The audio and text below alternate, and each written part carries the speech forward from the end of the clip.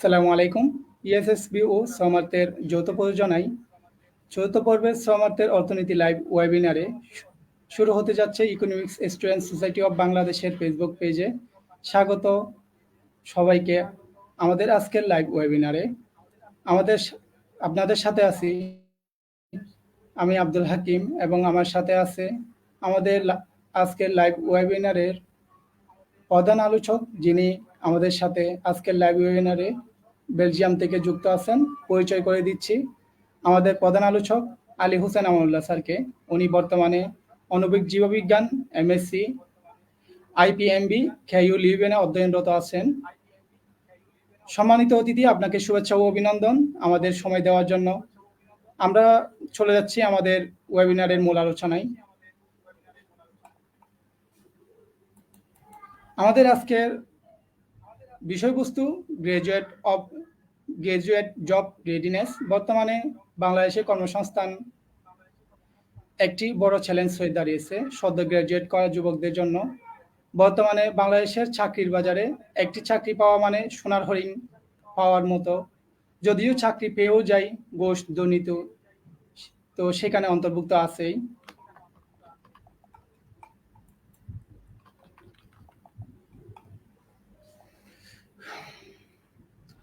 যাহা উচ্চশিক্ষা বেকার যুবকদের করছে দুর্বিষহ। এখন আমাদের আপনার কাছে আমার প্রথম প্রশ্নটি রাখতে চাই, বাংলাদেশে সরকারি চাকরির প্রতি আগ্রহ বাড়ার কারণ কি, এবং সরকারি চাকরির ক্ষেত্রে একজন চাকরিজীবী প্রার্থী কি কি বিষয় বেশি ফোকাস করা উচিত, এই বিষয়ে আপনার মতবাদ কি? আসসালামু আলাইকুম। ধন্যবাদ আপনার প্রতিষ্ঠানকে এবং ধন্যবাদ সকল দর্শককে। আজকে আমাদের শ্রমার্থের অর্থনীতি পর্ব 4-এ আমাকে ইনভাইট করার জন্য অবশ্যই অসংখ্য ধন্যবাদ। মূলত বিষয় হচ্ছে, আপনি একটা সুন্দর কোয়েশ্চেন করেছেন, কিন্তু প্রত্যেকের পার্সপেক্টিভ ভিন্ন, এবং আমি যেহেতু দেশের বাইরে থাকি, আমার পার্সপেক্টিভও অন্যান্য সকলের সঙ্গে একটু ভিন্ন হতেই পারে, স্বাভাবিক ব্যাপার। কিন্তু আমি যতদূর সম্ভব আমার নলেজে যতটুকু কোলাই আমি ততটুকু দিয়ে আনসার করবার চেষ্টা করব। আপনি জিজ্ঞাসা করেছেন সরকারি চাকরির প্রতি আগ্রহ বাড়ার কারণ কি। আমি সাধারণত আমার যে সারাউন্ডিংস গুলি দেখে এসেছি দেশে থাকতে, এবং এখন এখানে আসবার পরেও যে বিষয়টি দেখে থাকি সেটি হচ্ছে যে আমাদের নর্মালি একটু সেটেল হওয়ার জন্যে এবং একটু রিল্যাক্সড লাইফ লিড করার জন্যে আমরা একটা জব দরকার। হতে পারে সেটা প্রাইভেট ফার্মে, অথবা হইতে পারে সেটা গভর্নমেন্ট কোনো জব আর কি।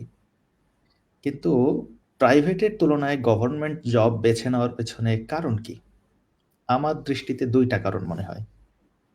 এক, আমরা যেহেতু একেবারেই শুরু থেকেই এরকম যে কম পরিশ্রমে হয়তোবা যদি বেশি কিছু অর্জন করতে পারি, তো এরকম একটা লক্ষ্য। আমি হয়তোবা আমার প্রত্যেকটা কথায় কিছু কিছু এক্সাম্পল তুলে আনার চেষ্টা করব, যাতে করে দর্শকদের জিনিসটা বুঝতে সুবিধা হয়। যেমন আমি যখন ব্যাচেলর পড়াশোনা করতাম, তখন আমার ফ্রেন্ড সার্কেলে যারা ছিল তারা বলতো যে একটা সরকারি চাকরি করতে হবে। আমি বলতাম যে কেন? তো বলতো যে আসলে সরকারি চাকরিতে ঝামেলা কম, কাজ যতটুকু পারলাম ততটুকু করলে করলাম, না করলে নাই, আর উপরি পাওনা তো থাকলো। এটা হলো একটি কারণ। যদিও আপনি যদি খেয়াল করেন, পুরো উদ্দেশ্যটাই হচ্ছে রিল্যাক্সড থাকা। আমি এ বিষয়ে একটু কথা বলবো।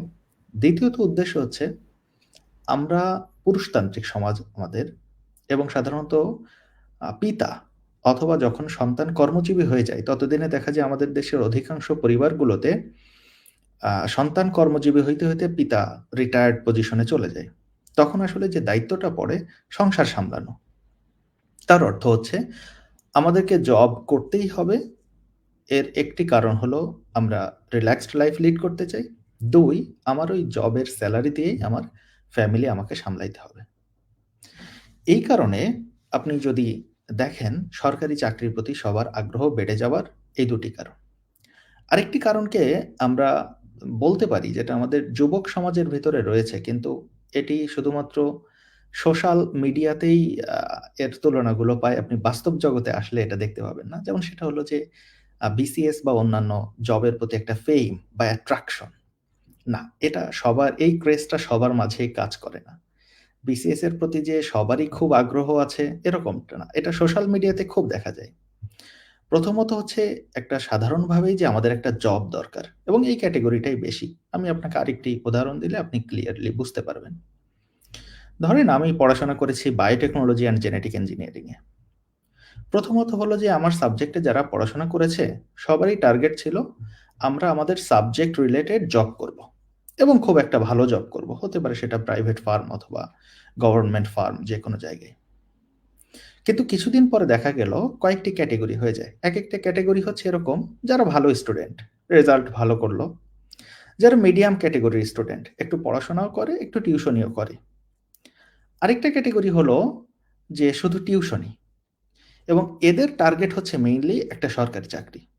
কারণ সিজিপিএ ভালো হয়নি, তার অর্থ হচ্ছে আপনি ভালো কোথাও যেতে পারবেন এরকম কোনো বিষয় নয়।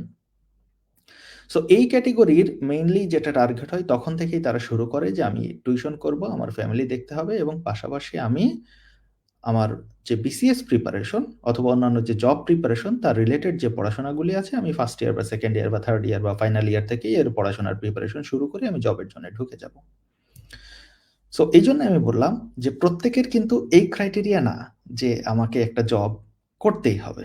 ঠিক আছে, আশা করি যে আপনার প্রথম প্রশ্নের উত্তর দিতে পেরেছি যে আগ্রহ আসলে প্রত্যেকের নয়, কিছু নির্দিষ্ট একটা শ্রেণীর আর কি। জি।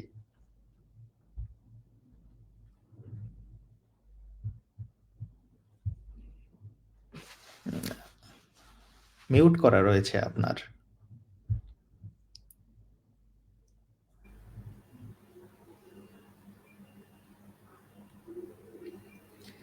জি। ধন্যবাদ আপনার সুন্দর আলোচনার জন্য। আমাদের দ্বিতীয় প্রশ্নটি হলো, আমরা প্রায় কিছু কিছু প্রতিবেদনে দেখে থাকি 18 কোটি মানুষের দেশে মিডল্যান্ড ম্যানেজমেন্ট যোগ্য লোক পাওয়া যায় না। এই কারণ মালিকপক্ষ বিদেশ থেকে লোক নিয়োগ দেয়। এর বিভিন্ন প্রতিবেদন আমরা আরও দেখা যায় বাংলাদেশে যত বেশি লোক কাজ করে তার একটা উল্লেখযোগ্য অংশ অ্যাকাউন্টস, অথবা বাংলাদেশে এমন এক কোনো উচ্চশিক্ষা প্রতিষ্ঠান নেই যেখানে হিসাব বিজ্ঞান পড়ানো হয় না। এই সমস্যার সমাধান হিসেবে সরকারি চাকরিতে, বিশেষ করে সরকারি চাকরি বিসিএস এর ফলে একটা ওজনদার মান রাখা উচিত। স্পেশালাইজড হলে তো অবশ্যই রাখা উচিত। অন্য চাকরির বেলায় তা প্রয়োগ করা উচিত। কিন্তু এমন কোনো বিষয় আমাদের দেশে আমরা দেখতে পাই না। এর মূল কারণ কি হতে পারে সে বিষয়ে আপনার মতামত একটু তুলে ধরবেন। আপনার প্রশ্নটি খুবই গুরুত্বপূর্ণ যে আমরা 18 কোটি দেশের মানুষে আমাদের যে মিড লেভেল যে কর্মী সেটা আমরা আহ, যেটা বলছি যে এক্সপার্টিস আমরা পাচ্ছি না। তো এটা কেন পাচ্ছি না? এর কারণ হিসেবে এটা সহজেই অনুমান করা যায়। যেমন কোনো একটা প্রবলেম আপনি যদি এটাকে একটা পুরো দেশের ভেতরে সার্ভে করতে যান, তাহলে প্রবলেমটা একদিনে ক্রিয়েট হয় না। প্রবলেমটা অনেক দিন থেকেই আস্তে আস্তে সেই পরিবেশে আসতে আসতেই সেটা ক্রিয়েট হয়। আপনি সুন্দর একটা এক্সাম্পল চেয়েছেন, যেমন আমাদের দেশে ম্যানেজমেন্ট অথবা সিএ রিলেটেড জব, আমি এটা দিয়ে আপনাকে সুন্দর একটা এক্সাম্পল দিই। আপনি চিন্তা করেন যে আপনি যখন একটা ইউনিভার্সিটিতে পড়াশোনা করছেন এবং আপনার সাবজেক্ট হচ্ছে ম্যানেজমেন্ট, তাহলে আপনি শুধুমাত্র যদি পড়াশোনা করেন, শুধুমাত্রগুলি সাবজেক্টে পাস করার জন্য কিছু মুখস্থ করেন, এরও একটা এক্সাম্পল দেই যেহেতু মোটামুটি সবাই স্টুডেন্ট লেভেল পার করে আসছে, আমার এটা সহজেই বুঝতে পারবে। আপনার একটা কোর্স, মনে করেন যে সেটা ইকোনমিক্সের একটা উদাহরণ দিই, মাইক্রো ক্রেডিট। তো এই কোর্স মনে করেন যে আপনার থার্ড ইয়ারে রয়েছে, থার্ড ইয়ার ফার্স্ট সেমিস্টারে। সো এটাকে যদি আপনাকে পাস করতে হয় তাহলে আপনাকে একটা সিলেবাস দেওয়া আছে, যেই সিলেবাসের অন্তর্ভুক্তি যা কিছু আছে এগুলি আপনাদের পড়ানো হবে এবং দেন একটা এক্সাম নেওয়া হবে। আমাদের ম্যাক্সিমাম ইউনিভার্সিটিতে কি হয়, টিচাররা জিনিসগুলো হয়তো বা নিজেরা কিছু পড়েছেন, এখনো সেই নোট করা আছে, অথবা কেউ কেউ বর্তমান সময়ে বুদ্ধিদীপ্ত টিচার আছেন যারা নিজেরা নতুন কোনো তথ্য সংযোজন করে একটা লেকচার নোট তৈরি করেন। তারা সেই লেকচার নোটটি আমাদেরকে প্রোভাইড করেন, আমরা সেখান থেকে পড়াশোনা করি। এরপরে আমাদের সিস্টেমটা হলো পরীক্ষার হলে মনে করেন যে কিছু সেট কোশ্চেন আসবে, ধরেন 8 সেট বা 10 সেট এরকম কোশ্চেন আসবে, আপনাকে 5 সেট আনসার করতে হবে। এবং আমরা যে কাজটি করি সেটা হলো যে আমরা প্রিভিয়াস ইয়ারের কোশ্চেন দেখি, ও আচ্ছা ওই প্রফেসরই তো আগের বারই নিয়েছিল, তাহলে হয়তো বা কোশ্চেনটা কাছাকাছি হবে। তাহলে আমরা ওই মাইক্রো ক্রেডিটের প্রকৃত যে উদ্দেশ্য ছিল যে শিখে আমি এটাকে অ্যাপ্লাই কিভাবে করব, দেখেন high school, primary school, college লেভেলে আপনি যা কিছু শিখেন এর ব্যবহারিক প্রয়োগ করতেও পারেন, নাও করতে পারেন। কিন্তু ইউনিভার্সিটি লেভেলে এসে আপনি যখন কোনো কিছু শিখেন, তার অর্থ হচ্ছে এটার ব্যবহারিক প্রয়োগ আপনাকে বাস্তব জীবনে করতে হবে। এরকম একটি শিক্ষা আপনার পরিবেশ হওয়া দরকার। কিন্তু আপনি যখন শুধুমাত্র পাশ করবার জন্যে, এবং এই পাশ করবার জন্যে একটা ক্লাসের 40 জনের 40 জনকেই বলছি, যিনি ক্লাসে ফার্স্ট হন তারও টার্গেট থাকে যে আমি কিভাবে প্রত্যেকটি কোশ্চেন আনসার করব এবং আমার সিজিপিএ 4 আউট অফ 4 পাবো। আর যিনি দুর্বল শ্রেণীর স্টুডেন্ট আছেন, সবাই দুর্বল না, আসলে পরিবেশের কারণে এটা হয়ে যায়, আমি তার এক্সাম্পল দিব আর কি। তো তিনি চেষ্টা করেন যে আমাকে যেভাবে সিজিপিএ 3 এর উপরে রাখতে পারলেই আমার চলবে, অসুবিধা নেই। তাহলে আমরা ওই পুরো সিলেবাস থেকে শুধুমাত্র 5টি কোশ্চেন যেন আমরা কমন পেতে পারি এবং আনসার করতে পারি, সেই জন্য পড়াশোনাটা করি। এখন সরি, আমার একটা ফোন আসছে, এই জন্য দুঃখিত।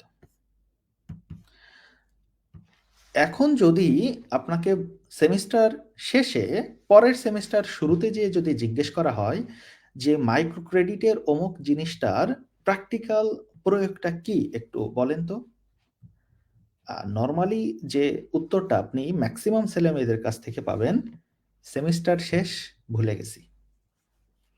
যে সেমিস্টার শেষ হয়ে গিয়েছে ওই সেমিস্টারে পড়াশোনা ভুলে গিয়েছি।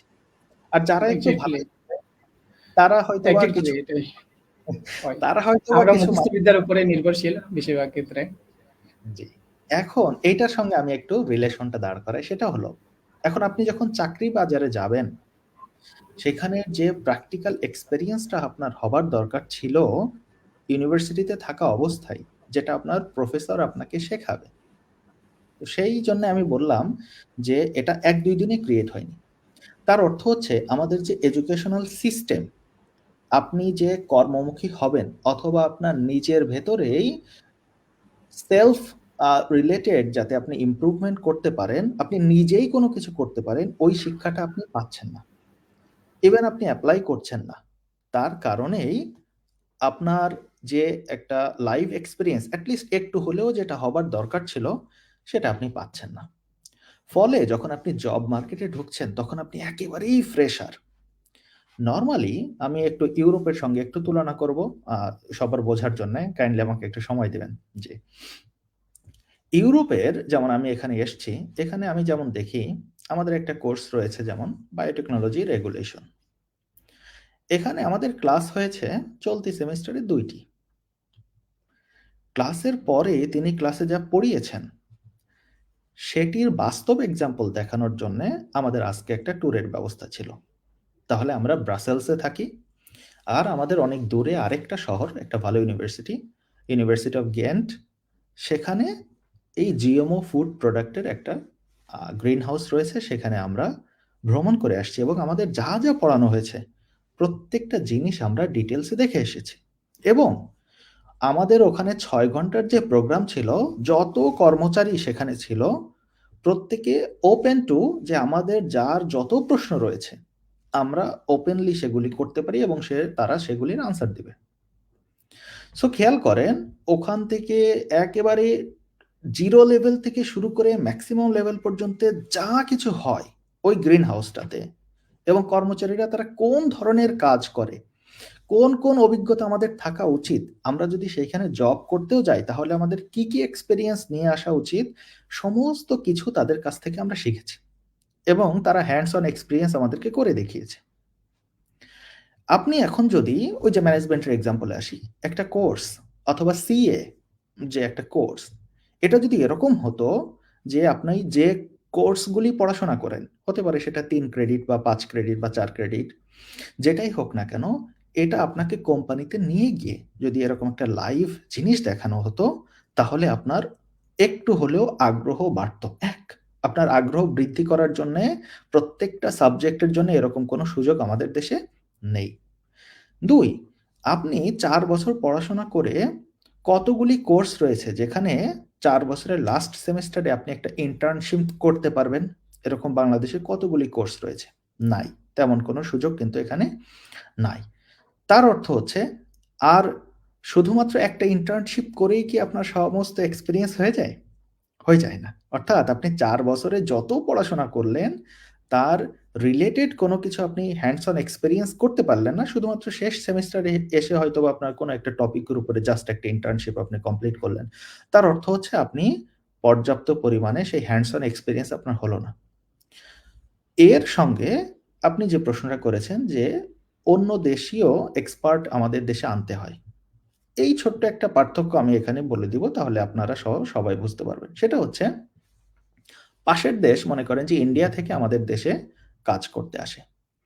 আমাদের দেশ আর তাদের দেশের এডুকেশনের এইখানে একটা বিশাল বড় ফারাক।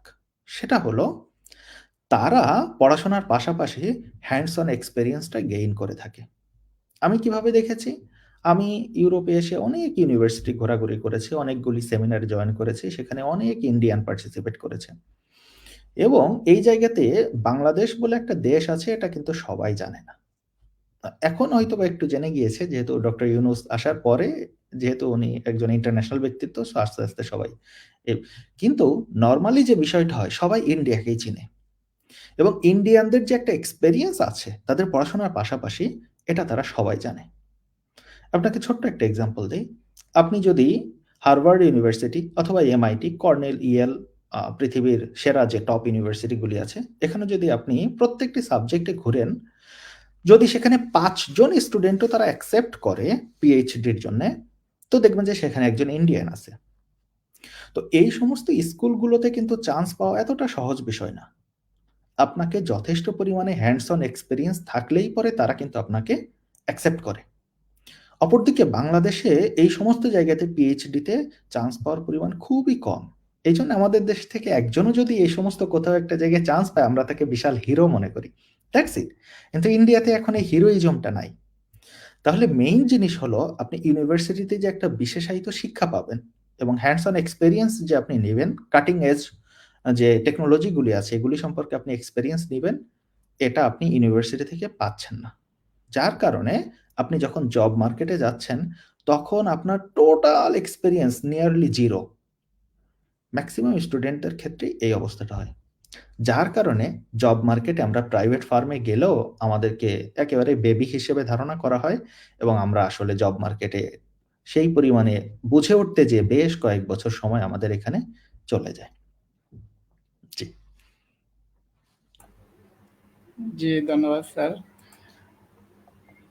আমরা এখানে আরেকটা প্রশ্ন রাখতে পারি, সেটা হচ্ছে বর্তমানে যে আমাদের বাংলাদেশের যে চাকরিগুলো দেখে থাকি আমরা, সেখানে ৩ থেকে ৪ বছর বা ৫ বছরের অভিজ্ঞতা প্রয়োজন হয়। সেক্ষেত্রে যে একজন স্টুডেন্ট পড়ালেখা শেষ করে সে তার এক্সপিরিয়েন্সটা দেখাইতে পারে না সে তার সিভিতে। সেক্ষেত্রে সে এই জিনিসটা যদি একসাথে করতে যায়, পড়ালেখা এবং চাকরি ২ টাই তো একসাথে বাংলাদেশে সম্ভব না কখনো। যদি সম্ভবও হয় তা অনেক টাফ। তা সেক্ষেত্রে আপনার এই বিষয়ে মতামত কি হতে পারে? জি, একটা সুন্দর প্রশ্ন। দেখেন, আপনি যখন আপনার কোম্পানিতে একজন লোক নিতে চাইবেন একটা বিশেষ পজিশনে, তাহলে আপনি চাইবেন যে হ্যাঁ, তার ন্যূনতম একটু অভিজ্ঞতা থাকুক। কিন্তু আপনি যদি চাকরির সার্কুলারগুলি দেখেন, সেখানে বাধ্যতামূলক শব্দটা, আমি যদি জরিপ করি একটা, যে ১০০% চাকরির সার্কুলারের ভেতরে ৯৫% চাকরিতে বাধ্যতামূলক এই শব্দটা কিন্তু থাকে না। তারা ৫ বছর চাকরির অভিজ্ঞতা চেয়েছে, ভালো কথা, কিন্তু তারা বলেনি যে থাকাটা বাধ্যতামূলক। বরঞ্চ তারা এটা উল্লেখ করে, জি, থাকলে ভালো হয়, থাকলে ভালো হয়। তাহলে এখন আপনি চিন্তা করেন যে আপনার ইউনিভার্সিটির যে এডুকেশন সিস্টেম আছে, সেই সিস্টেম অনুযায়ী আপনি হ্যান্ডস অন এক্সপেরিয়েন্স গেইন করতে পারেননি। কিন্তু আপনি যদি টেকনোলজি স্যাভাজ হন, অর্থাৎ এখন আপনি তো সমস্ত ইনফরমেশন ইন সেকেন্ডস এর ভিতরে আপনি আপনার হাতে পেয়ে যাবেন। যেকোনো information. Just go to YouTube and click some topics of your interested thing. আপনি কিন্তু সেই ইনফরমেশনগুলি পেয়ে যাবেন। তো আপনি যদি একজন চার্টার্ড অ্যাকাউন্ট্যান্ট হতে চান, তাহলে এই রিলেটেড এবং কি জিনিস শেখা উচিত, কি শিখলে আমি আমার জব রিলেটেড সেক্টরে অনেক ভালো করতে পারবো, তার যথেষ্ট এক্সাম্পল তারা সেট করা আছে। আপনি ইনফরমেশন কিন্তু নিতে পারবেন। আপনার ভাইবা বোর্ডে যে জিনিসটা হয়, আপনার ভেতরে যে নলেজ আছে, একজনের 5 বছরের এক্সপেরিয়েন্স আছে, আর আপনি যখন ইন্টারভিউ দিতে গিয়েছেন, দুজনকে কিন্তু সেম প্রশ্ন করা হবে না। আপনি যখন ফ্রেশার, তারা জানে যে আপনি ফ্রেশার, কিন্তু ফ্রেশার হয়েও আপনার ভেতরে ওই ক্রেভিংটা আছে কিনা, যে আমার প্যাশন এটা, আমি এটা করব, এই রিলেটেড ইনফরমেশন আমার রয়েছে কিনা। তো তারা সেইটা চেক করার চেষ্টা করে। কিন্তু ম্যাক্সিমাম ছেলে মেয়ে, ওই যে আমি বললাম যে শুধুমাত্র পাস করার টেন্ডেন্সি আমাদের ভেতরে হয়ে গিয়েছে। এখানে আমি একটা উদাহরণ সেট করলেই আপনি সমস্ত বিষয় ক্লিয়ার হয়ে যাবেন। যেমন, যেহেতু ইন্টারনেটের সহজলভ্যতা রয়েছে, প্রত্যেকটি ছেলে মেয়ে গেমস খেলে। তাদেরকে কিন্তু শিখিয়ে দিতে হয় না যে তুমি গেমস খেলো, এটা তাদেরকে শিখিয়ে দেওয়া লাগে না। কিন্তু একটা ছেলে, সে টেড টক থেকে ঢুকে শুধু এটুকু শিখবে যে একটা প্রেজেন্টেশন কিভাবে দিতে হয়, অথবা মনে করেন যে আপনি আপনার ফাইনাল ইয়ারে থিসিস ডিফেন্স করবেন। তো আপনি আপনার প্রফেসরদের সামনে সেটাকে উপস্থাপন করবেন, অনেক ছেলে মেয়ে সেখানে এসে যোগ দেবে। তো শুধুমাত্র কিভাবে আপনার প্রেজেন্টেশনকে প্রেজেন্ট করতে হয়, এই ইনফরমেশনটুকু আপনি অনলাইনে সার্চ দিয়ে শিখেন নাই, বা আপনার ভেতরে এই আগ্রহ তৈরি হয় নাই। তার অর্থ হলো, আপনি নিজেকে যে প্রেজেন্ট করবেন, সেই প্রেজেন্টটা কিভাবে করা উচিত, যেহেতু সেটি করেন নাই, তার কারণে আপনি ভাইবা বোর্ড থেকে বাদ পড়ে যান। এখানে আপনি আপনার সিজিপিএ কত, এটা বাংলাদেশে তেমন কোনো মানে ডিপেন্ড করে না যে আপনার সিজিপি দিয়ে আপনার চাকরি হয়ে যাবে। এটা শুধুমাত্র ইউনিভার্সিটিতে হয়তো বা লেকচারার হিসেবে জয়েন করার জন্য একটা প্রভাব পড়তে পারে। আদারওয়াইজ ম্যাক্সিমাম ক্ষেত্রে সিজিপিএ তেমন কোনো ম্যাটার করে না আমাদের দেশে। তাহলে আপনার যদি ইন্টারনাল এক্সপেরিয়েন্স যথেষ্ট থাকে, আপনি কিন্তু এই ভাইবা বোর্ডে যখন আপনি আপনার ইনসাইট থেকে দেখাইতে পারবেন যে এই নলেজ আমার রয়েছে, তখন তারা বলবে যে হ্যাঁ, এই ছেলেটার আগ্রহ আছে এবং সে আমার কোম্পানিকে পজিটিভ কিছু নিয়ে আসতে পারবে। তখন দেখা যেতে পারে ওই 5 বছরের এক্সপেরিয়েন্স লোকের সঙ্গে সঙ্গে আপনাকেও সে চাকরিতে নিয়ে নেবে। এখন আমি ওই যে বললাম যে এক্সাম্পল দিলে বুঝতে সুবিধা হয়। কিছুদিন আগে একটা ছেলে ব্যাচেলর 2027 এর জন্য এমআইটিতে সে চান্স পেয়েছে। আপনি যদি ওই ছেলেটার প্রোফাইলটা দেখেন, তাহলে সে অনেকগুলো ইন্টারন্যাশনাল যে প্রোগ্রামগুলি রয়েছে, কন্টেস্টগুলি রয়েছে, প্রোগ্রামিং যে কন্টেস্টগুলি, সবগুলিতে সে অ্যাটেন্ড করেছে এবং সে সেখান থেকে পুরস্কারও পেয়েছে। ওই বয়সেরই যদি আপনি বাংলাদেশের অন্যান্য আরো যত ছেলে মেয়ে রয়েছে, কমসে কম 1 লক্ষ, আপনি যদি তাদের তুলনা করেন, দেখবেন যে নিয়ারলি 0.0001% ছেলে মেয়ে ওই সেলের মতো কোনো কিছু করার একটা টেন্ডেন্সি তার ভেতরে তৈরি হয়েছে। তাহলে মেইন থিংকিং হলো এটা, যে কোনো কিছু করতে হলে আপনার নিজের ভেতর থেকে সেই যদি গরজটা, যেটা বলছি, সেটা যদি ক্রিয়েট না হয়, তাহলে অন্য কেউ এসে তো সেটা তৈরি করে দিতে পারবে না। এটা হলো একটা সিচুয়েশন। 2 হলো আপনার পারিপার্শ্বিক যে অবস্থা, আপনি কোন পরিবেশে রয়েছেন, এরও যদি একটা এক্সাম্পল দেই আপনাদের বুঝতে সুবিধা হবে। কোন একটা গ্রামের কোন একটা স্কুল থেকে মনে করেন যে 100 জন ছেলে মেয়ে জিপিএ 5 পেয়েছে ক্লাস 5 এর পরীক্ষায়। অপরদিকে মনে করেন যে ঢাকার কোন একটা ইংলিশ মিডিয়াম স্কুল থেকে 100 জন জিপিএ 5 পেয়েছে। আপনি যদি ওই 100 জনের সামনে এই 100 জনকে এনে দেন, তাহলে গ্রামের ওই 100 জন ছেলে মেয়ে কি আদৌ এই ঢাকার এই 100 জন ছেলে মেয়ের সামনে দাঁড়াইতে পারবে, টিকতে পারবে? নরমালি পারবে না। তো এনভায়রনমেন্ট আরেকটা জিনিস। এনভায়রনমেন্ট কখন ক্রিয়েট হয়?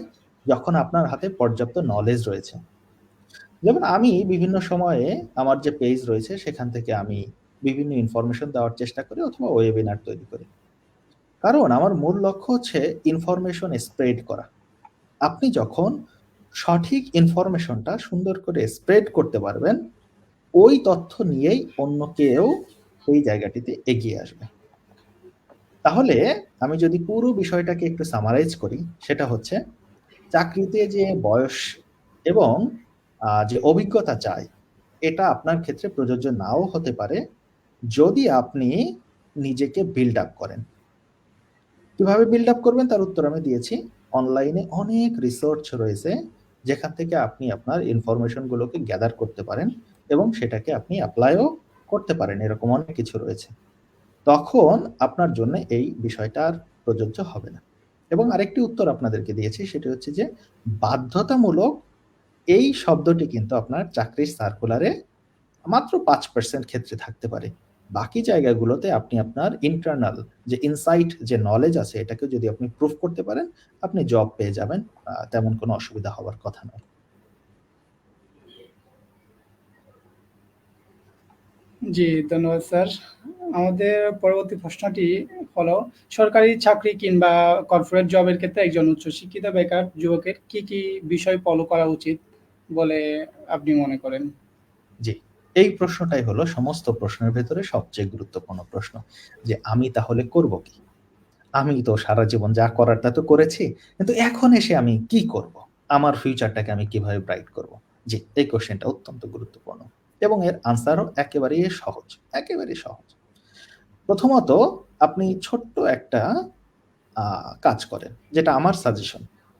সেটা হচ্ছে, আপনি যেহেতু আপনার সাবজেক্ট রিলেটেড জব করবেন অথবা আপনি বাংলাদেশের যে কোনো সরকারি চাকরিতে অংশগ্রহণ করতে যান, তো আপনার সাবজেক্ট রিলেটেড হলেও আপনার একটা পড়াশোনা আছে, অথবা আপনার সরকারি চাকরি করতে গেলেও আপনার জন্য একটা পড়াশোনা আছে। সেটা সবার জন্য কমন থাকুক না থাকুক সেই ডিসপিউটে আমি যাচ্ছি না।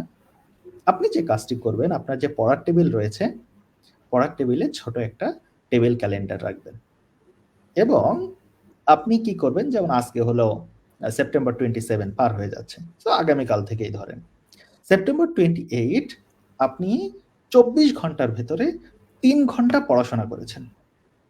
এটা যদি করতে পারেন তাহলে আপনি সেপ্টেম্বর 27 কে একটা ইয়েলো অথবা রেড সার্কেল দিয়ে কভার আপ করেন। এভাবে আপনি 1 সপ্তাহ প্র্যাকটিস করেন যে রেগুলার আপনি 3 ঘন্টা করে পড়াশোনা করেছেন, এবং যদি করে থাকেন তাহলে আপনি সেই ডেটটাকে সার্কেল দিবেন। এতে করে এই যে বাংলাদেশের মনে করেন যে এখন আমি যদি একটা ইমাজিনারি নাম্বার ধরি, যে 2 লক্ষ বেকার মানুষ রয়েছে, আমি জাস্ট একটা নাম্বার ধরছি।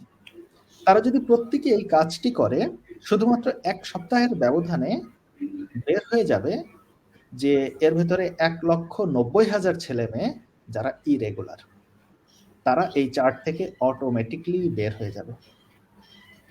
এই জন্য আমি বললাম এই এক্সপেরিমেন্টটা কেন করতে হবে। আপনি বুঝতে পারবেন যে আপনি 2 দিন হয়তোবা কোনো মতে টিকেছেন, তৃতীয় দিন থেকে আপনি ইরেগুলার হয়ে গিয়েছেন, অথবা কেউ 3 দিন টিকেছে, চতুর্থ দিন থেকে ইরেগুলার হয়ে গিয়েছে। এক্সাম্পলটা আমি এজন্য দিলাম, আপনাকে আপনার গোল প্রথমে সেট করতে হবে। আপনি কি করবেন, প্রথম স্টেপ হলো আপনাকে গোল সেট করতে হবে। আর গোল সেট করার জন্য রেগুলার, আমি যেমন পড়ানোর সময় আমার স্টুডেন্টদের বলি, আর এই শব্দটির বিকল্প নেই। রেগুলারিটি আপনার ভেতরে আনতে হবে। আপনি যে কাজই করতে যান না কেন, এটা যদি আপনি আপনার ভেতরে সেট আপ না করতে পারেন, আমি আপনাকে যতই পরামর্শ দেই না কেন, সারাদিন যদি পরামর্শ দেই, আউটপুট আসবে না। শুধু শুনতে খুব ভালো লাগবে। আমরা মোটিভেশনাল স্পিচ কেন শুনি? শুনতে খুব ভালো লাগে যে আমি কালকে থেকে একেবারে ধুমাই দেব। ঘুম পড়লে আর মনে থাকে না। তো সবচেয়ে বড় বিষয় হলো আপনাকে এক রেগুলারিটি আনতে হবে। দ্বিতীয় যে কাজটি আপনাকে করতে হবে, আপনি কি করতে চান?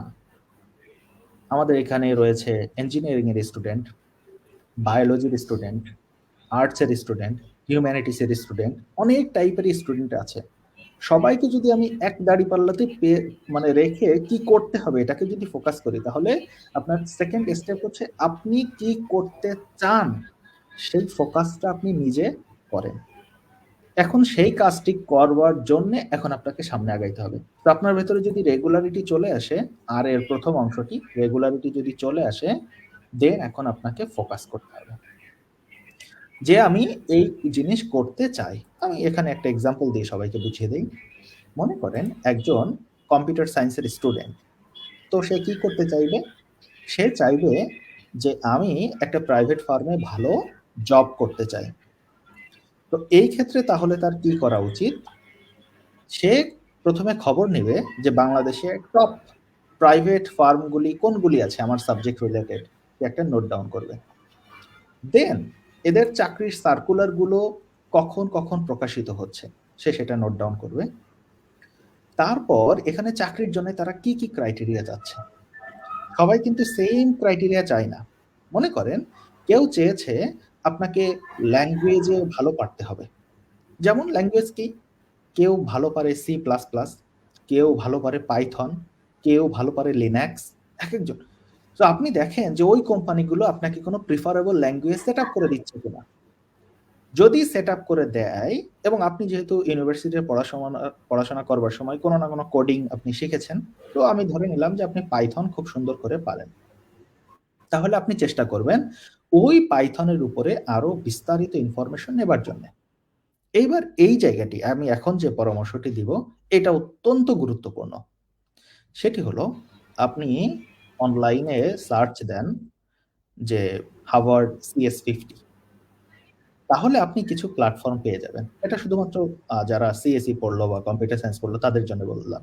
এবার যদি সামগ্রিকভাবে বলি, আপনি অনলাইনে কোর্সেরা লিখেন, COURSERA, কোর্সেরা, আপনি একটা ওয়েবসাইট পাবেন। অথবা আপনি সার্চ দেন EDX, অথবা আপনি অন্য যে কোনো প্ল্যাটফর্ম, আপাতত এত জানার দরকার নেই, শুধুমাত্র এই দুটো জানলেই হবে। এই দুটো আলাদা আলাদা প্ল্যাটফর্ম।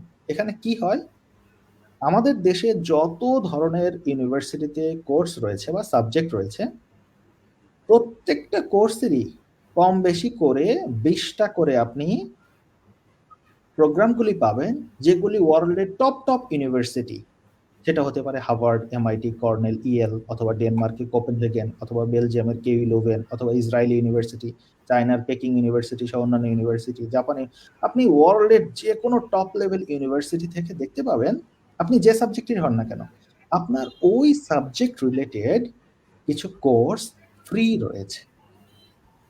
আপনি ওই কোর্সগুলিতে এনরোল করে আপনি কোর্সগুলি কমপ্লিট করুন, তাহলেই আপনি বুঝতে পারবেন যে আসলে আপনার দেশে পড়াশোনা করাকালীন সময়ে কতটুকু নলেজের ঘাটতি ছিল, এবং তারা সেখানে সেগুলি করবার জন্য প্রয়োজনীয় ইনফরমেশন দিয়ে রাখছে, ম্যাটেরিয়ালস দিয়ে রাখছে, আপনি সেখান থেকে সেগুলি করতে পারবেন।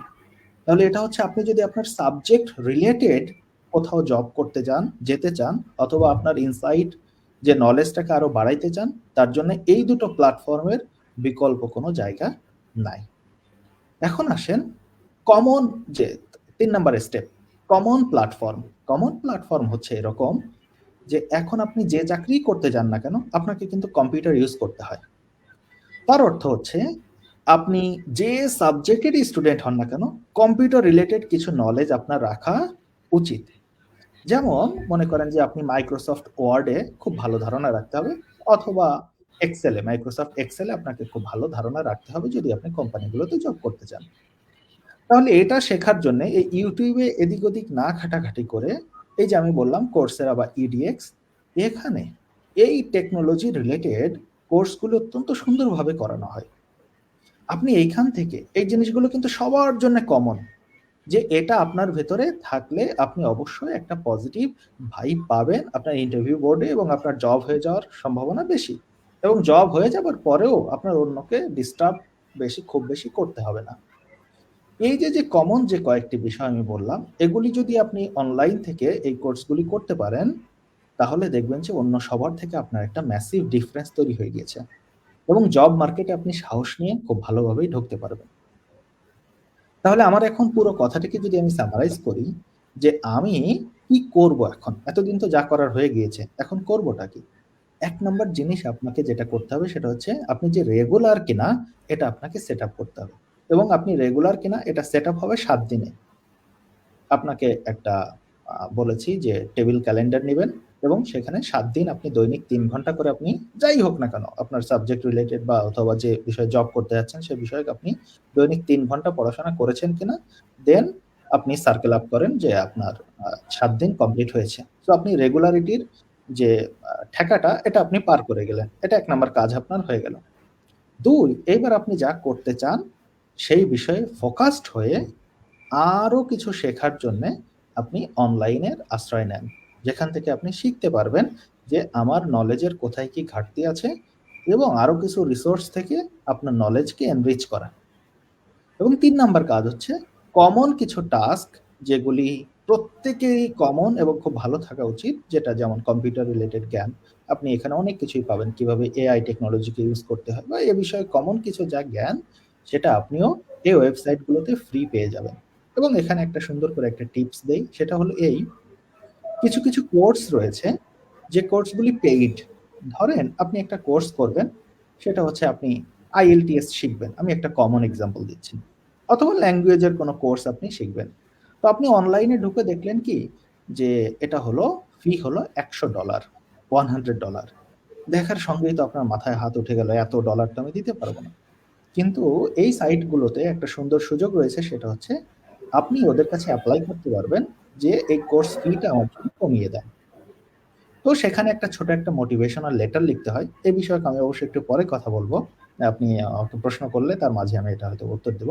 যাই হোক, সেটা হচ্ছে এখানে আপনাকে একটা অ্যাপ্লিকেশন ফর্ম পূরণ করতে হয়। জমা দেওয়ার ২ সপ্তাহের ভেতরে তারা ডিসিশন জানায়, এবং ডিসিশনটা হচ্ছে একেবারেই ফিক্সড।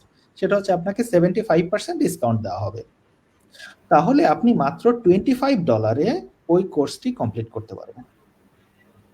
তো এর জন্য আপনি কি করতে পারেন, আপনার ব্যাংক থেকে একটা ডুয়াল কারেন্সি কার্ড তৈরি করে নিতে পারেন, এবং আপনি যে কোনো অনলাইন রিসোর্সে আপনি এভাবে সহজে এন্ট্রি নিতে পারেন, এবং আপনার ফিউচারের জন্য মাত্র $25, ধরেন বাংলাদেশি টাকায় ২৭০০ বা ২৮০০ টাকা, এই ছোট্ট একটু ইনভেস্ট যদি আপনি করেন, আপনার তো ব্যাপক পরিবর্তন আসবে ছোট্ট একটি এই ইনভেস্টের কারণে। যার কারণে আমি বলবো যে অবশ্যই অবশ্যই আপনি এই ইনভেস্টটুকু করার চেষ্টা করেন। জি স্যার, এখানে আমি আরেকটি প্রশ্ন রাখতে চাই। সেটা হলো, বাংলাদেশে যে চাকরি প্রার্থী যারা আছে ওদের এখন ধরতে গেলে কোচিং নির্ভর হয়ে গেছে প্রস্তুতিটা। যদি আমরা কোচিং নির্ভর না হয়ে যে নিজে নিজে নিজে প্রস্তুতি নিতে চাই, সেক্ষেত্রে আমাদের কি করা উচিত সে আপনি মনে করেন? আমরা যদি কোচিং নির্ভর হই সেটি ভালো হবে, নাকি উম, নিজে প্রস্তুতি নিলে সেটি ভালো হবে? যদি অডিয়েন্সদের উদ্দেশ্যে বলতেন। জি, অত্যন্ত সুন্দর প্রশ্ন। যে এতগুলো কোচিং রয়েছে এবং সবাই তো, আমার তো বন্ধু-বান্ধব সবাই কোচিং এ যাচ্ছে। আমি কেন কোচিং এ যাব না? জি, সুন্দর প্রশ্ন। আমি একটা সুন্দর উদাহরণও দেই যেটা আপনাদের শুনতে ভালো লাগবে। সেটা হলো, আপনারা কেউ না কেউ ইন্ডিয়ান সিনেমা অথবা তামিল সিনেমা দেখেছেন। সিনেমাতে একটা ভিলেন থাকে।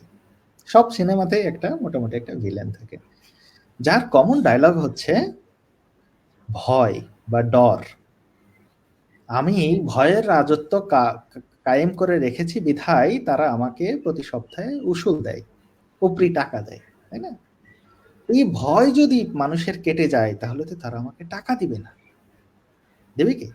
আমার মনে হয় যে আপনারা এরকম একটা কমন ডায়লগ প্রায় সিনেমাতে এটা দেখেছেন। তাহলে মেইন যে জিনিস হলো, আপনার ইনকামের একটা সোর্স হলো মানুষের মাঝে ভয় ক্রিয়েট করা। ভয় যতদিন থাকবে, আপনার পকেটে টাকা ততদিন আসবে। এইবার এটার সঙ্গে আমি একটু তুলনা দিই। মনে করেন আপনি ইউনিভার্সিটিতে আসবার আগে আপনাদের আগেই সেটআপ হয়েছিল আমাকে একটা কোচিং করতে হবে। সেটা মনে করেন বাংলাদেশের যেকোনো কোচিং সেন্টার হতে পারে, সেটা উদ্ভাস, হতে পারে সেটা মেডিকেলের জন্য হলে রেটিনা, বা এরকম আমি সবগুলি ভালো নাম বলতে পারবো না। অনেকদিন দেশ থেকে বাইরে আছি, এত ভালো খেয়াল নেই। যাই হোক, আপনাকে এই কোর্স এইগুলি যেকোনো একটা কোচিং এ যেতে হবে। তো এখন এই কোচিং গুলিতে কেন যেতে হবে? তারা, আপনি যখন কলেজে ছিলেন, তারা কিন্তু বিভিন্ন সময় প্রোগ্রাম করে আপনার জন্য একটা এক্সামের আয়োজন করত। অথবা তাদের যে বিজ্ঞাপনগুলি রয়েছে, দুটো জিনিস আমি দুটোই বলবো। সো এক্সামের যে আয়োজন করত, এখানে দেখা যেত যে আপনি অনেক কোশ্চেনের আনসার করতে পারেননি। তারা সাইকোলজি টেস্ট করে কোশ্চেনটাকে সেট আপ ওইভাবেই করে যে ম্যাক্সিমাম ছেলে মেয়ে আনসার করতে পারবে না। তখন আপনার সাইকোলজিতে একটা জিনিস ক্রিয়েট হবে, আমি যদি কোচিং এ ভর্তি না হই, তাহলে তো আমি এই জিনিসগুলি শিখতে পারবো না। ভয়। তো আপনার ভেতরে আমি শুধু অ্যাডমিশন এক্সাম্পল দিলাম, পরবর্তী জবের ক্ষেত্রেও। ১ম যে কাজটি হলো, সেটা হলো তাহলে আপনার ভেতরে ভয় সৃষ্টি করা। যার কারণে আপনি কোচিং অভিমুখী হবেন। দ্বিতীয় হলো চমৎকার বিজ্ঞাপন। আপনি রোডে ঘাটে যেখানেই যান, সেটা বিসিএস অ্যাডমিশন কোচিং হোক অথবা আইএলটিএস কোচিং হোক অথবা অ্যাডমিশন টেস্ট হোক, যাই হোক না কেন, আপনি দেখতে পাবেন আমাদের থেকে পড়ে অমুক অমুক এই করেছে আরকি। এই দুটি দ্বারা আমাদেরকে নিয়ন্ত্রণ করা হয় যে আমরা কোচিং নির্ভর হই। তো যারা কখনো চায়ও না, তারাও এই সেইম যে একটা অ্যাডভার্টাইজমেন্ট পলিসি, এই পলিসির আন্ডারে পড়ে সবাই তারা কোচিং অভিমুখী হয়। তাহলে আমি এতক্ষণ আপনাদের যেটা বোঝাইলাম সেটা হচ্ছে মানুষ কেন কোচিং এ যায়। আপনার প্রশ্ন ছিল আমার কি কোচিং করা উচিত কি উচিত নয়। আপনার টার্গেট যদি হয়ে থাকে সরকারি চাকরি করবার, তাহলে আপনার একজন মেন্টর দরকার। এখন এই মেন্টর আপনি একজন একজনকে নিয়োগ করতে পারেন অথবা একটা প্রতিষ্ঠানকে নিয়োগ করতে পারেন, কিন্তু মেন্টর আপনার একজন লাগবে। উইদাউট মেন্টর আপনি কিন্তু একাই সবকিছু করে ফেলবেন, তা কিন্তু সম্ভব না। আপনি কিছু কিছু সময় দেখবেন অনলাইনে কেউ কেউ ঘোষণা দেয় আমি মাত্র 7 দিনের প্রিপারেশন নিয়ে আইএলটিএস এ 8 পেয়েছি বা 7.5 পেয়েছি। আমরা তো মনে করি আরে বাবা, ছেলেটা না জানি কি ব্রিলিয়ান্ট, 7 দিন বা 15 দিন বা 30 দিনের প্রিপারেশন নিয়েই আইএলটিএস এ 8.0 লেভেল পেয়ে গেছে, বিশাল সে মেধাবী স্টুডেন্ট। না, ভুল। এটা হচ্ছে তার জন্য একটা চটকদার বিজ্ঞাপন। কেউ কোনোদিনও 7 দিনের প্রিপারেশন নিয়ে পেতে পারে না। কারা পায়? 7 দিনের প্রিপারেশন না। যেমন আইএলটিএস একটা এক্সাম, এটা হলো আপনার হ্যাবিট নির্ভর। আপনি যদি ছোটবেলা থেকেই একটা ইংলিশ মিডিয়াম স্কুলে পড়ে আসেন, আপনার এনভায়রনমেন্ট ওইরকম ক্রিয়েট হবে। সো আপনার রিডিং, রাইটিং, স্পিকিং, লিসেনিং সবকিছুতে একটা ভালো রকম অভিজ্ঞতা থাকবে। তো এখন যখন আপনি আইএলটিএস, এটা শুধুমাত্র এক্সাম ফরম্যাট সম্পর্কে পরিচিত হওয়া, যে আপনার রিডিং এর কোশ্চেনগুলি কেমন আসে, কিভাবে আনসার করতে হয়, বা অন্যান্য সেক্টরগুলো কিভাবে আনসার করতে হয়, বাস একটা জানা যে সেকশনগুলোতে কিভাবে আনসার করতে হয়। এটুকু জেনেই সে যদি পরীক্ষা হলে বসে যায়, তার রেজাল্ট অটোমেটিকই ভালো আসবে। এখন আপনি যে যদি তাকে জিজ্ঞাসা করেন যে কিভাবে আমিও আপনার মতো 7.5 বা 8 পেতে পারি, তো সেই ছেলেটা ছোটবেলা থেকে হোক অথবা 4 বছর আগে থেকে হোক, সে এই প্রসেসিং এর ভেতরে রয়েছে। আর আপনি যদি 7 দিন কেন, আপনি 7 মাস প্র্যাকটিস করলেও তো সেই লেভেল আনতে পারবেন না। ঠিক আছে? এই জন্যে এই সমস্ত চটকদার বিজ্ঞাপনে যাবার কোনো দরকার নেই। বরঞ্চ যে বিষয়ে বলছিলাম যে কোচিং অভিমুখী হব কিনা, আপনাকে কোচিং এ যেতেই হবে এটা কোনো ম্যান্ডেটরি বিষয় না। তবে হ্যাঁ, আপনাকে একজন মেন্টর লাগবেই। উইদাউট মেন্টর আপনি একা সব করতে পারবেন না। এবং একটি এখানে এক্সাম্পল দেই। আমরা ছোটবেলায় থেকে একটি শব্দটির সঙ্গে পরিচয়, সেটা হচ্ছে এক্সেপশন কোনোদিন এক্সাম্পল হয় না। মানে কেউ একজন একটা এক্সেপশনাল কাজ করে ফেলেছে, সেটা সমাজে কিন্তু আমরা এক্সাম্পল হিসেবে সেট করতে পারি না, সেটা পসিবল না। আমি যেমন একটি কথা বলে থাকি, আমার কাছে প্রতিদিন শত শত মেসেজ আসে যে আমি দেশের বাইরে উচ্চশিক্ষা নিতে যেতে চাই, তো আমি অমুক ইউনিভার্সিটিতে স্কলারশিপ পাবো কিনা। তো প্রথম আমি তাদেরকে যেটা বলি, দেখেন এই পৃথিবীতে মনে করেন যে এখন লিভিং 700 কোটি মানুষ আছে। কারোর কপালের সাথে কি কারোর কপালের কোনো মিল আছে? আছে? নেই। কারোর কপালের সাথে কারোর কপালের মিল নেই। আপনারই সেম সাবজেক্টে আপনারাই একেবারে ইয়ার দোস্ত ৩-৪ জন পড়াশোনা করেছেন। তারপরেও কি আপনাদের সেম ৩ জনের কি সেম রেজাল্ট? Same knowledge? না, এটা পসিবল না। তার অর্থ হচ্ছে অমুক পেরেছে, তুমি কেন পারবে না?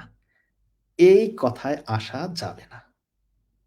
তার স্ট্র্যাটেজি, তার এনভায়রনমেন্ট, আপনার স্ট্র্যাটেজি, আপনার এনভায়রনমেন্ট আলাদা। সো অমুক পারলে আমি কেন পারবো না, এই থিওরিতে না যেয়ে আপনাকে একটু আগে যে বললাম যে এখন আমি কি করব তার জন্য ৩ টি স্টেপ, এটা ফলো করার পাশাপাশি আপনাকে যেকোনো একজন মেন্টর নিয়োগ দিতে হবে।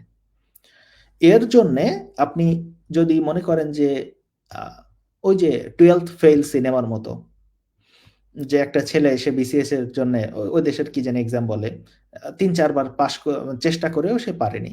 কিন্তু তারই কাছে ওই যে নায়ক ছেলেটা, সে তার থেকে পরামর্শ নিয়ে দেন ভালো করতে পেরেছে। সো বিষয়টা হচ্ছে এরকম, আপনাকে যেকোনোভাবে হোক একজন মেন্টর লাগবে। তো কোচিং এ গেলেই কি মেন্টর হয়ে যায়? না। কোচিং চলে তার নিজস্ব গতিতে।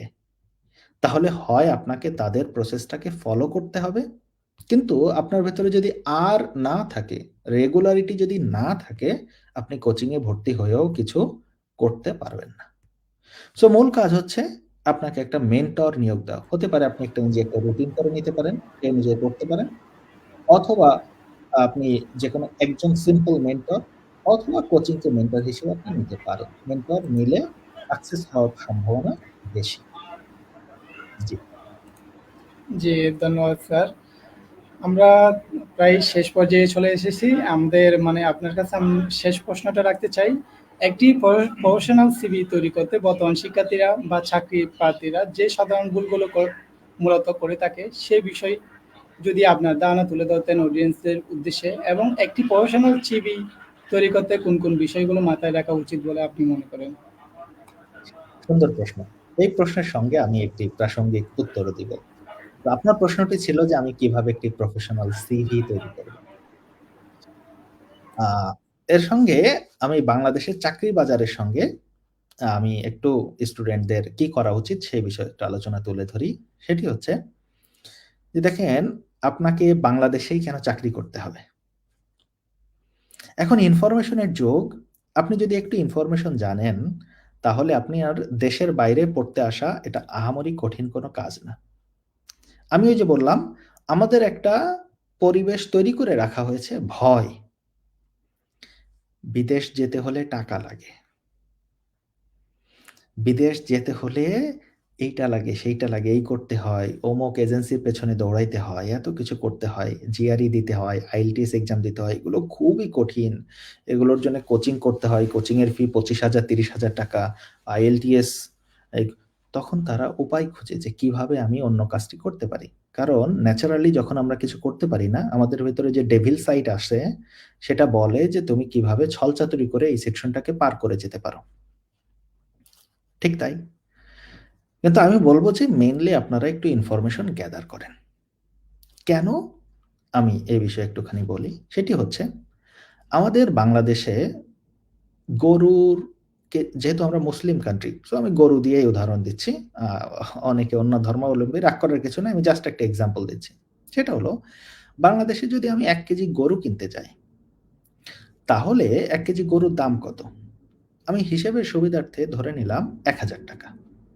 ঠিক আছে? তো এখন আপনি ১ মাসে বেতন পান কত? ধরেন ৳৬০,০০০। ধরে নিচ্ছি হিসেবের সুবিধার্থে, যাতে আমি আপনাদের সহজে বোঝাতে পারি। তার অর্থ হচ্ছে আপনি দৈনিক বেতন পান ৳২,০০০। তাহলে ৩০ দিনে ৳৬০,০০০ হয়। তাই তো? ছুটি-টুটি আমি ইগনোর করছি যাতে হিসেবটা সহজ হয়। তাহলে একদিনে বেতন পান আপনি ৳২,০০০। সেখানে আপনি যখন ১ কেজি গরু কিনতে যান, তাহলে আপনার বেতনের 50% খরচ হয়ে যায়। তাহলে যাদের বেতন এর চেয়েও কম, তাদের অবস্থা আরো মিজারেবল, তাই না? অপরদিকে আপনি যদি, আমি এখন বেলজিয়ামে রয়েছি, বেলজিয়ামের কথা যদি বলি, তাহলে আপনার এখানে একটা ছেলের মনে করেন যে স্টুডেন্ট অবস্থা পার করবার পরে, স্টুডেন্টের কথাও বলব, তবে হিসেবে সুবিধার্থে যেহেতু বাংলাদেশে জব বলছি, এখানেও তাহলে সেম জব সেক্টরের কথা বলি, তাহলে তার ন্যূনতম বেতন মনে করেন যে €৩,০০০। ঠিক আছে? তার অর্থ হচ্ছে দৈনিক তার ইনকাম হচ্ছে €১০০। পার ডে তার ইনকাম হলো €১০০। তো সে যখন গরু কিনতে যায়, তখন গরুর কেজি হলো €15। তাহলে এখন আপনি চিন্তা করেন যে সে তার ইনকামের মাত্র 15% দিয়ে খাবার কিনতে পারে, আর বাংলাদেশে তার বেতনের 50% দিয়ে তার খাবার কিনতে হয়। আমি কেন দেশের বাইরে পড়তে আসতে বলছি অথবা এইখানে জব করতে আসতে বলছি? দেশের বাইরে পড়তে যাওয়া, আমি আপনাদেরকে সহজ করে বলি, এখানে টাকার কোনো খেলা নেই। এখানে হচ্ছে যে আপনি ইনফরমেশন কতটা জানেন এবং আপনি কিভাবে আপনাকে গড়ে তুলেছেন। আপনার ১ম ক্রাইটেরিয়া হচ্ছে আপনার সিজিপিএ ভালো রাখা উচিত, যেটা আপনি স্টুডেন্ট এবং আপনার একমাত্র দায়িত্ব রেজাল্ট ভালো করা।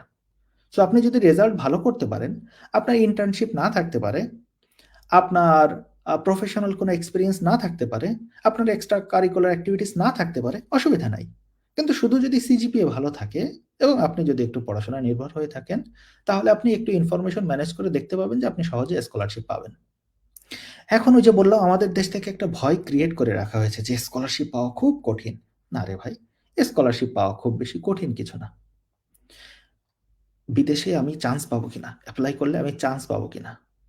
দেখেন ইউরোপ আমেরিকাতে যে সমস্ত ইউনিভার্সিটিগুলি আছে, প্রত্যেকটা ইউনিভার্সিটির অ্যাডমিশন কমিটিতে একটা কোঠা রাখা আছে যে ডেভেলপিং কান্ট্রি থেকে কেউ যদি অ্যাপ্লাই করে তাহলে তাদের একটা প্রপোর্শন অনুপাতে নিতে হবে। সো এখন মনে করেন যে আপনি একটা সাবজেক্টে পড়েছেন, সেটা হলো যে লিটারেচার, আরেকজন একটা সাবজেক্টে পড়েছে সেটা হলো বায়োটেকনোলজি। তো সেম তারা মনে করেন ডেনমার্কের ইউনিভার্সিটি অফ কোপেনহেগেনে অ্যাপ্লাই করেছে। যে বায়োটেকনোলজি থেকে অ্যাপ্লাই করেছে সে চান্স নাও পেতে পারে, কিন্তু সরি, লিটারেচার থেকে সে পড়ে সে যদি তার রিলেটেড সাবজেক্টে অ্যাপ্লাই করে সে চান্স পেয়ে গিয়েছে। কেন? তার কারণটা হলো, দেখেন ডেভেলপিং কোটার কারণে ওই লিটারেচার রিলেটেড অন্যান্য সাবজেক্টের যারা আছে তারা চিন্তা করছে আরে আমি তো চান্স পাবো না, একই তো পড়ছি কোন সাবজেক্টে, তার উপরে সিজিপিএ ভালো না, তার উপরে আবার ইউরোপে অ্যাপ্লাই করব, কিভাবে হবে? না, এই ধারণাটাই ভুল।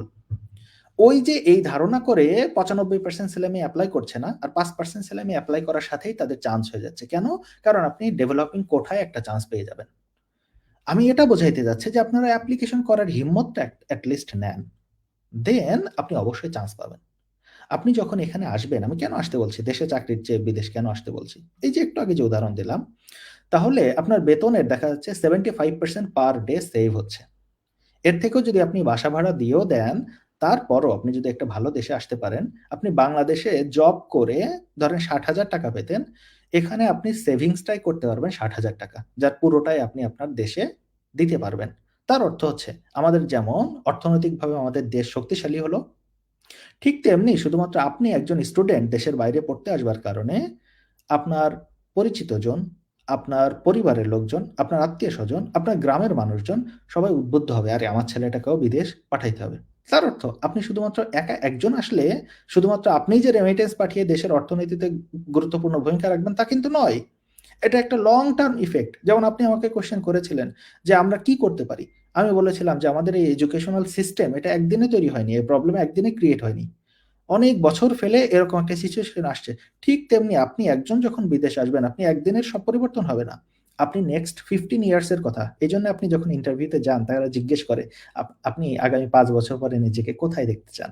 সো এই ভিজুয়াল যে চিন্তা করা, এটা চিন্তা করা জরুরি। সো আপনি আগামী ১৫ বছরে দেখতে পাবেন যে আপনার পরিচিত কতজন বিদেশ আসছে এবং তারা কিভাবে দেশের অর্থনীতিতে ভূমিকা রাখছে। শুধুমাত্র জব নেই বিধায় দেশে পড়ে থাকার তো কোনো মানে নেই। তাই না? জবের জন্য তো আপনাকে ইংরেজি পড়তে হয়। পড়তে হয় না? ইংরেজি অনেক পড়াশোনা করতে হয়। সেই সঙ্গে একটু হ্যাবিচুয়েট হতে হয়।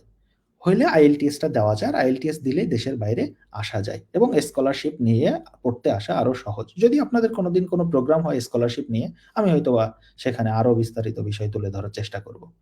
সো আমি যেহেতু আপনাদের শ্রমার্থের অর্থনীতি নিয়ে কথা ছিল, যার কারণে আমি একটু অর্থনীতি টেনে তুলে আনলাম। যাতে করে সবার বুঝতে সুবিধা হয় যে শুধুমাত্র দেশের চাকরির উপরে নির্ভরশীল না হয়ে একটু আইএলটিএস দিয়ে আপনি এপ্লাই করলে আপনি চান্স পাবেন। টাকা-পয়সা সবসময় এর সঙ্গে রিলেটেড না।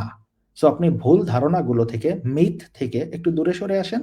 তাহলেই আপনি দেখতে পাবেন যে ওই ভয় নেই। ভয়কে দূর করেন। এবার আসেন প্রফেশনাল সিভি।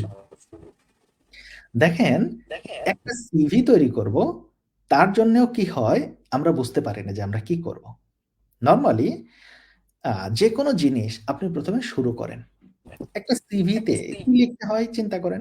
আমরা ছোটবেলায় কিন্তু এগুলি শিখেছি। যেমন কিভাবে শিখেছি? ঠিকানা কিভাবে লিখতে হয়? এটা প্রাইমারি স্কুলে আমরা শিখেছি।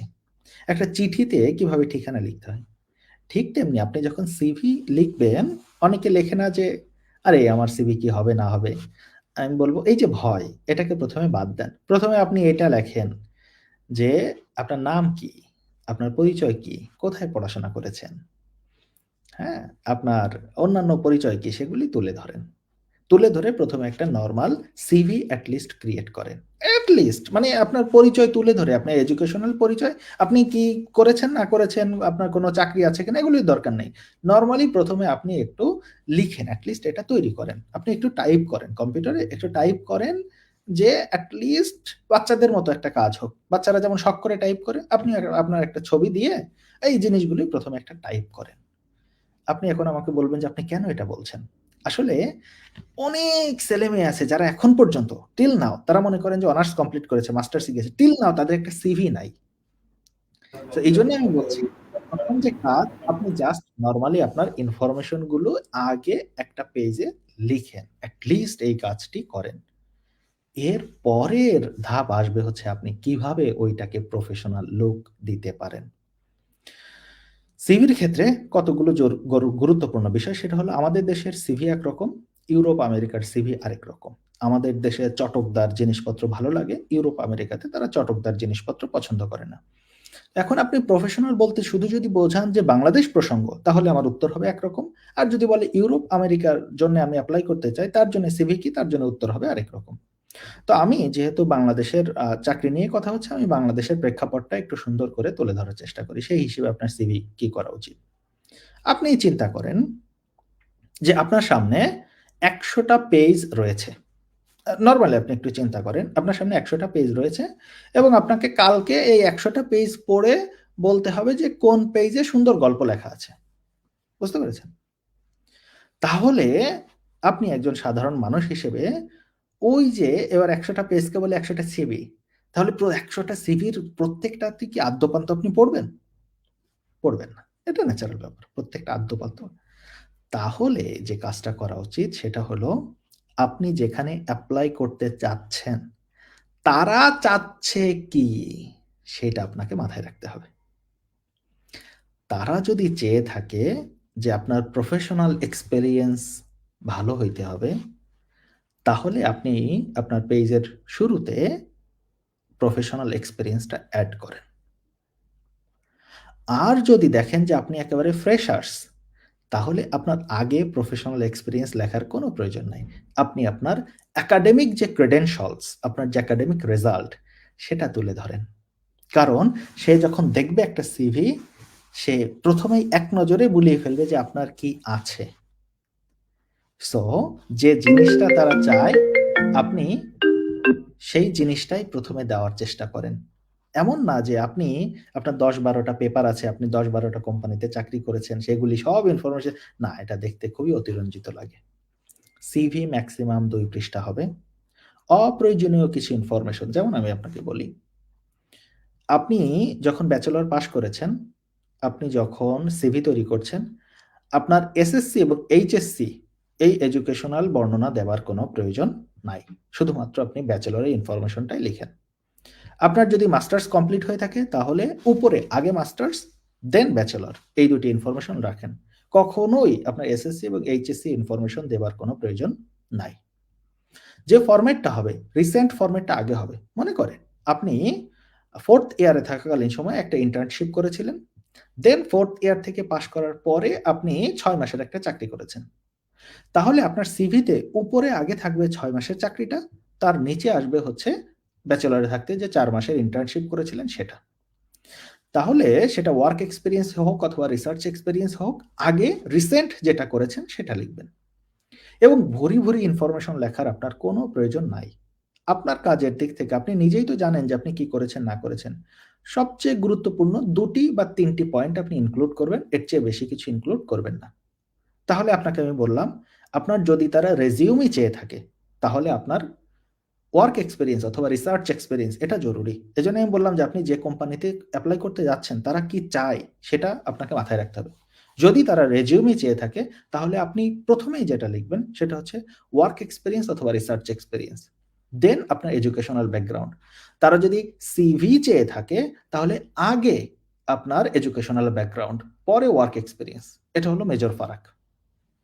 ২, এখানে আপনার ফ্যামিলির কোনো হিস্ট্রি আসবে না। এই জিনিসটা আপনারা করবেন না।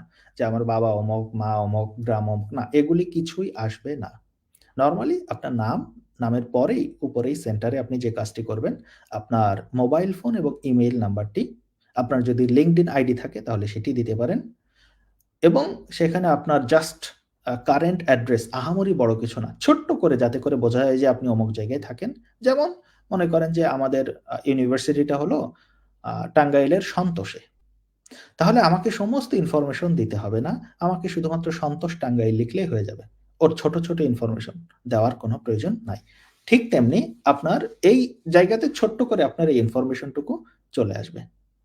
বাকি জায়গাতে আপনার যদি স্কলারশিপ অ্যান্ড অ্যাওয়ার্ডগুলি যদি থেকে থাকে, তাহলে আপনি ওই ক্লাস 5 এ বা 10 এ বা ইন্টারমিডিয়েটে থাকতে কি করেছিলেন, এগুলি কখনোই উল্লেখ করবেন না।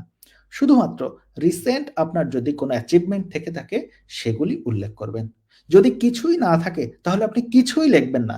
কিন্তু দয়া করে ইন্টারমিডিয়েট পাস করার পরে আপনি এ প্লাস পাওয়ার কারণে একটা স্কলারশিপ পেয়েছিলেন বা এগুলি আপনি লিখবেন না। যদি কিছু না থাকে, কিছুই লেখার কোনো প্রয়োজন নাই। নিজেকে ছোট ভাববার কোনো প্রয়োজন নাই। এই জিনিসটা আপনার ভেতর থেকে বের করে ফেলেন। এবং সর্বশেষ, আমরা প্রত্যেকেই কিছু না কিছু রেফারেন্স এড করার চেষ্টা করি। নরমালি রেফারেন্স হিসেবে আমরা কাকে দিব? যিনি আমার একেবারেই পরিচিত। যদি প্রফেসরদের কাউকে দেই, যিনি আমার একেবারেই পরিচিত, আপনি এরকম ১ টা বা ২ টো রেফারেন্স এড করতে পারেন। কিন্তু আধুনিক সিভি গুলোতে রেফারেন্সও এড করার প্রয়োজন তেমন পড়ে না। তবে হ্যাঁ, অনেকেই এখনো চায় যে রেফারেন্সটা থাকুক, তো সেক্ষেত্রে আপনি দিতে পারেন।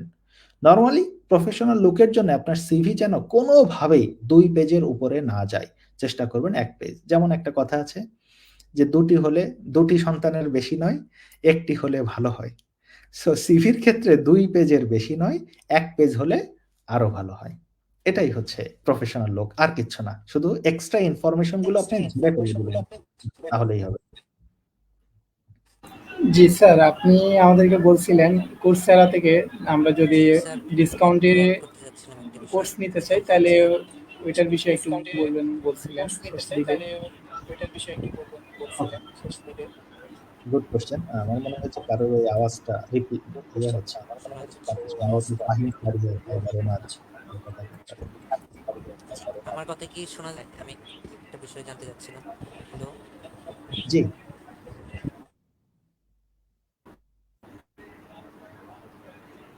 জি, আমি সিভিতে যেটা জানতে চাচ্ছিলাম যে এক্সট্রা কারিকুলার অ্যাক্টিভিটিস বা অ্যাচিভমেন্টের ভিতরে কোন বিষয়গুলো আসলে আমরা অ্যাড করতে পারবো।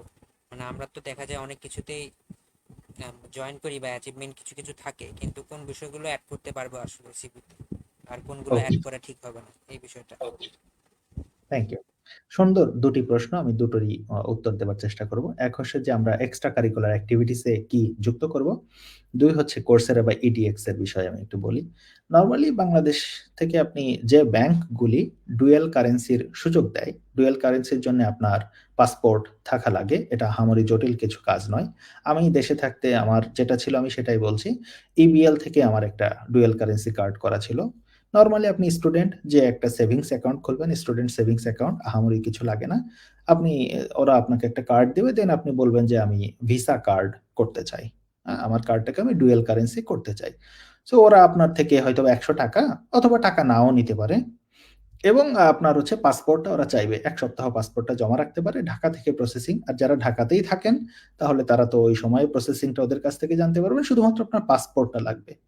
দিলে পরে তারা আপনাকে ওই €৩,০০০ আপনি একটা এন্ডোর্স করাইতে পারেন। এর জন্য আপনাকে €৩,০০০ দিতে হয় না। ওরা জাস্ট একটা লিমিট দেয়। সো আপনার চিন্তার কিছু নাই।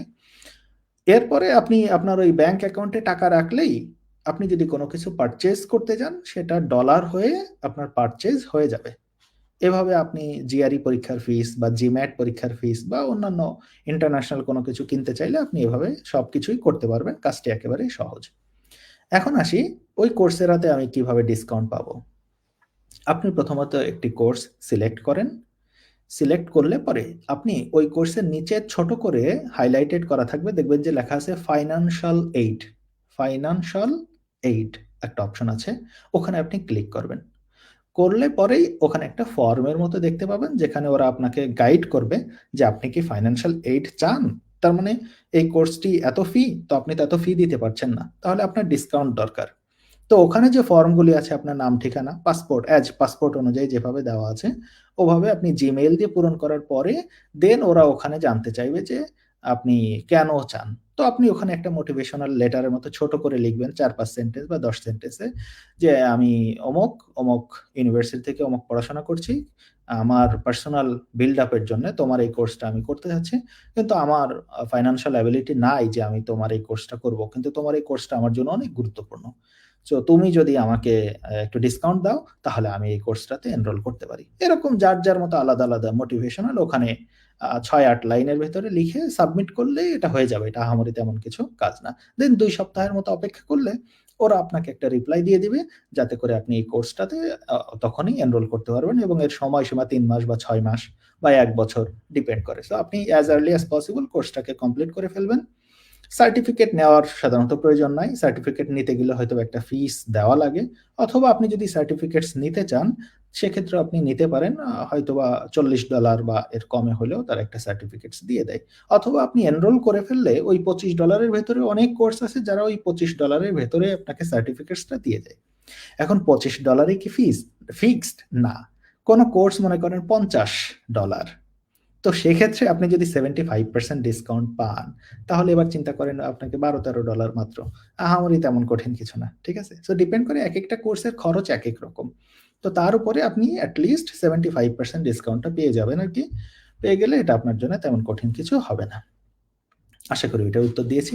দ্বিতীয় প্রশ্ন ফাহিম সাহেব আমাকে করেছে, সেটা হলো যে আমি স্কলারশিপ অ্যান্ড অ্যাওয়ার্ড অথবা অনেক কিছু এই কো কারিকুলার অ্যাক্টিভিটিসে কি লিখবো, কোন জিনিসটা উল্লেখ করব? নরমাল এখানে 2টা বিষয় কাজ করে। একটা হলো লিডারশিপ, যেটা জরুরি। 2টা হলো অ্যাথলেটস।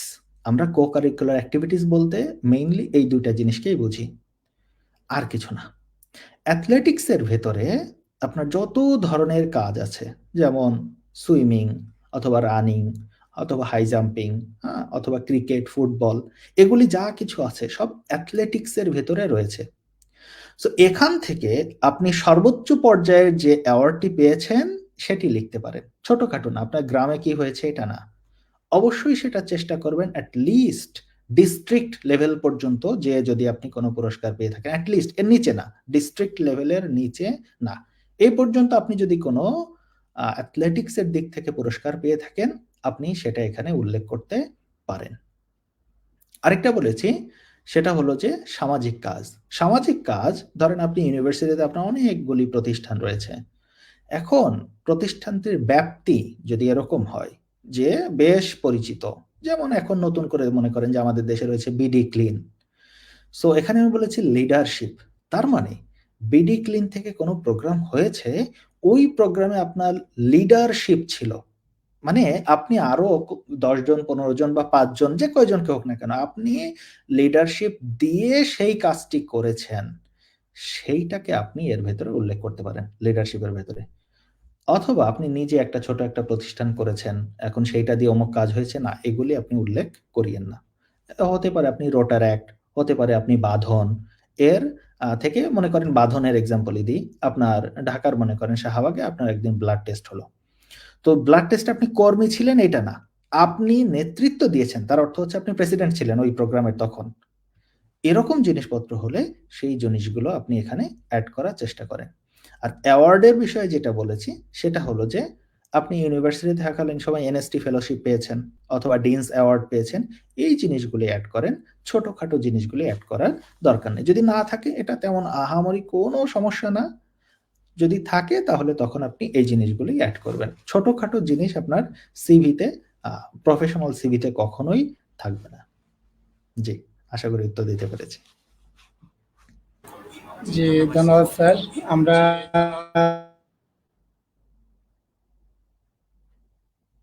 চলে এসেছি আমাদের ওয়েবিনারের শেষ পর্যায়ে।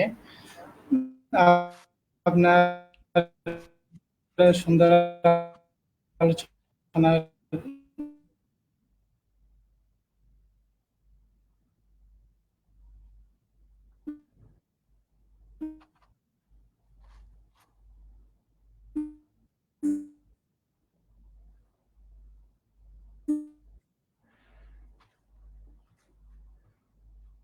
মেবি আমাদের সঞ্চালকের নেটওয়ার্কে খুব বেশি প্রবলেম, আমি ধৈর্য ধরে শোনার চেষ্টা করছি। দেশে নেটওয়ার্কের একটু আসলেই প্রবলেম।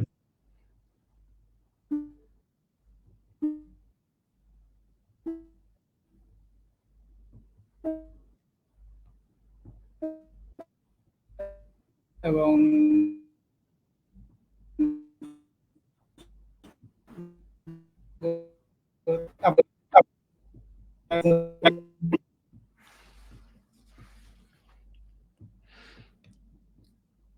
ফাহিম শাহরিয়ার, আপনি আমাকে শুনতে পাচ্ছেন? ফাহিম।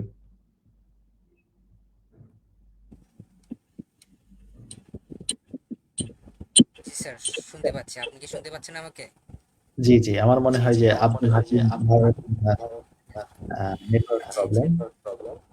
জি, অসংখ্য ধন্যবাদ আপনাকে। আপনি আমাদেরকে সময় দিয়েছেন, আপনার মূল্যবান সময় দিয়েছেন এবং আমরা চাই সামনে আপনি আমাদের সাথে আরো থাকবেন, আমাদেরকে সময় দিবেন। আপনার জ্ঞান প্রজ্ঞা আমরা আরো পাবো। বিশেষ করে আমাদের আসলে যেহেতু আপনি বিদেশে পড়ালেখা করেন, আমরা চাইলে সামনে এই বিষয় নিয়েও একটা ওয়েবিনার যদি সুযোগ পাই করব, যে বিদেশে আমরা কিভাবে যেতে পারি সুন্দর একটা প্রসেসে। এই বিষয় নিয়ে একটা করতেই পারি। আর আশা রাখবো আপনার কাছে আমরা ইএসএসবির সাথে আপনাকে আরো পাবো। সেজন্য আমরা আপনার কাছে আবার কৃতজ্ঞতা পোষণ করছি এবং আজকের ওয়েবিনারটি এখানেই শেষ করছি। সবাইকে ধন্যবাদ যে যেখান থেকে দেখেছেন সময় করে। সকলকে ধন্যবাদ জানাচ্ছি এবং স্যারকে আর একবার ধন্যবাদ জানাচ্ছি। আসসালামু আলাইকুম। ওয়ালাইকুম আসসালাম।